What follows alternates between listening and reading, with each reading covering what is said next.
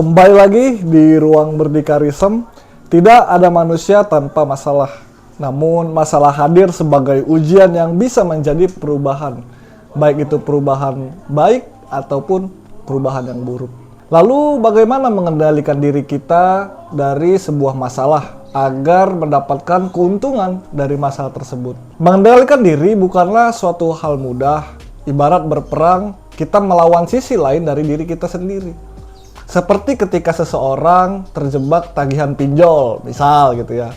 Atau gelisah karena kecanduan judi online. Ia begitu nafsu menjadi seorang sultan Andara ya, hingga tiba di penghujung waktu ia mendapatkan kenyataan akan sebuah rasa penyesalan yang sangat mendalam.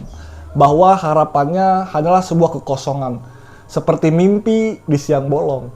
Padahal uang tersebut bisa digunakan untuk membayar tagihan listrik yang terus saja bunyi seperti dentum jantung Ultraman yang sudah sakaratul maut. Atas kegagalan dalam mengendalikan diri tersebut membuat kita tidak dapat memiliki tindakan yang tepat, yang mana ini memberi manfaat dan keuntungan lebih luas dari sekedar kepuasan sesaat atau hasrat nafsu sesaat. Kali ini gua akan memberikan strategi dalam mengendalikan diri yang dikutip dari sumber buku Rahasia Bersikap Tenang karya Sabrina Ara. Yang pertama, lakukan pertolongan pertama. Ketika kita berada di situasi buruk yang memicu emosi negatif, pertolongan pertama dari strategi mengendalikan diri adalah mengatur nafas. Loh, kok mengatur nafas? Hubungannya apaan, Bang? Gitu kan. Contohnya nih, ketika mendengar kabar buruk atau mengalami sebuah kecelakaan atau sesuatu masalah yang tidak terdeteksi oleh radar kita, seringkali nafas kita menjadi tak terkendali. Gitu kan. Oh, panik, pikiran kacau, buyar. Coba kita lakukan dengan mengatur nafas dengan tenang. Upayakan atur pernafasan agar kita dapat berpikir dengan lebih terarah sehingga kita mendapat solusi atas masalah yang menimpa kita. Langkah kedua itu bertindak setelah jeda. Setelah kita mengatur pernafasan yang tadi ya dengan baik, jangan buru-buru dalam bersikap. Biarkan otak mencerna apa yang terjadi dan biarkan otak memproses kemungkinan-kemungkinan yang bisa dilakukan dengan tepat. Ingat, jangan mengambil tindakan yang tergesa-gesa. Seringkali ketergesa-gesaan membuat suatu pekerjaan tidak maksimal. Sebisa mungkin ambil langkah yang sistematis agar tindakan yang kita ambil dapat terukur. 3. Bayangkan akibat. Berada dalam masalah besar seperti pada kasus terjerat pinjol yang tadi ya dan kecanduan judi online yang saya sampaikan di awal video membuat seorang lepas kendali.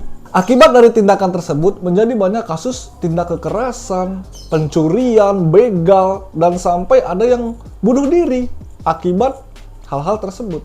Lalu langkah keempat, bayangkan bila ini adalah akhir hidup Anda. Membayangkan berada di penghujung hidup cenderung membuat seseorang ingin melakukan hal-hal baik. Ini merupakan strategi yang boleh dicoba ketika tidak ada cara lain. Anggaplah hari ini adalah hari terakhir kita hidup. Apa yang ingin kita tinggalkan dan seperti apa identitas kita yang ingin dikenang? Sebagai penjudikah? Sebagai orang-orang yang emosiankah? Atau sebagai seorang pembuli atau pencaci orang-orang sekitar? Mengendalikan diri atas perilaku-perilaku buruk sangat penting. Kita belajar, walaupun mungkin tidak berhasil secara 100%. Namun setidaknya upaya dan kesadaran tersebut sudah tertanam di dalam pikiran kita. Dan kalau strategi yang sudah disebutkan tadi, itu insya Allah dapat meminimalisir akibat buruk dari kegagalan untuk mengendalikan diri. Semoga bermanfaat.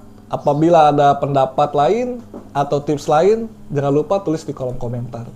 Segitu saja. Stay on your activity, stay on your purpose, and see you in the next video.